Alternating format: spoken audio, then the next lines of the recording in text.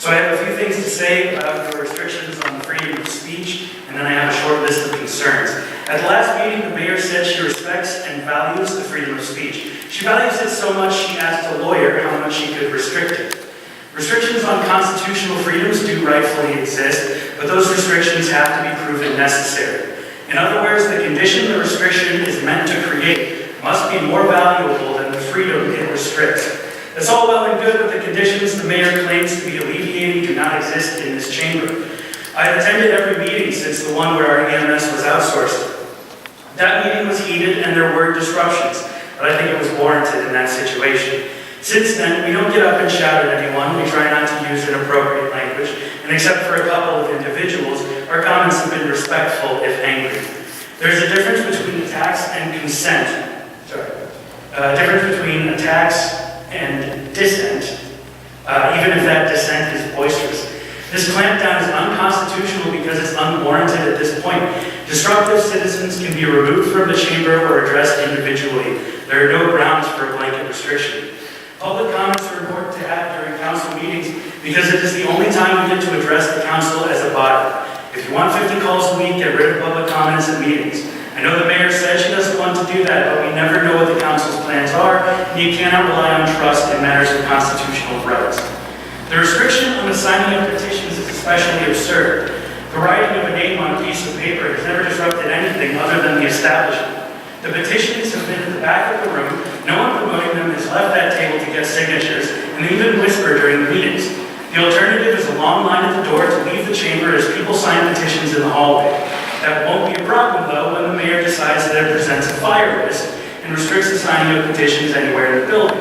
Then she'll say it's detrimental to traffic flow or something, and we'll have to sign petitions on the sidewalk. Please stop taking these petitions so personally. Our council has taken a lot of criticism, but for the most part, our criticism is leveled at your professional work and not news people. We tried to say you have neglected your responsibilities in a serious way, not something like you're a horrible person and your parents should be ashamed. Please note, I'm only using that as an example. I don't think that about anyone. While we do have petitions to recall the mayor and Councilmember Kraft, these are petitions to remove you from office, not to threaten or harass you. I ask that you restrict your efforts to fighting the recall and not the right of the people to push for a recall.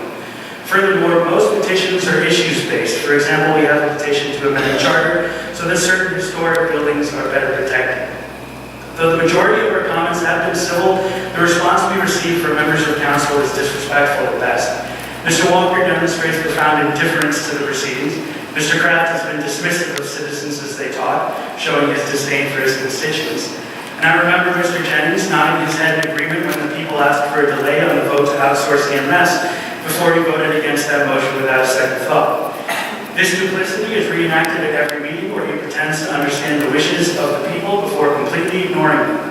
Mr. Glidrich's comments regarding social media's role in these present debates were not directly dismissive, but reflected a willful lack of understanding of his constituents. Social media is a tool, not a force. It allows us to communicate with each other without the necessity of organizing meetings, and it has been a positive force for expanding involvement in local government in general. The social contract theory, popularized by John Locke and contemporaries, but existent since the 2nd century BCE, states that we give up certain rights to the government in exchange for the protection of the rights we retain. We surrender restrictions on private property, personal conduct, and income because you are meant to protect our rights to representative government, personal safety, and the collective good. I and thousands like me believe this council to be in gross violation of that contract. We pursue the most reasonable actions necessary to return responsible representative governance to this city. This is not a war or an insurgency, it's actually more of a parliamentary procedure.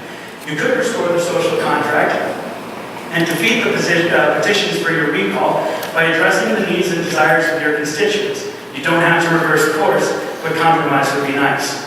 In that regard, I have a short list of requests on pressing issues facing the council. I only have 30 seconds left, so I'll hurry up. First off, stop union busting. Second, stop punishing the firefighters and police. Third, please don't allow our historic buildings to be sold, demolished, or fall into disrepair. Please give greater attention to the people who live north of Olive. Please do not punish street performers in the loop by requiring them to have licenses. Please give attention to enhancing the businesses and neighborhoods along Olive as well. Mostly let us know ahead of time when you're considering changes to the way the city functions. And I guess that's all I have time for. Thank you. Thank you very much.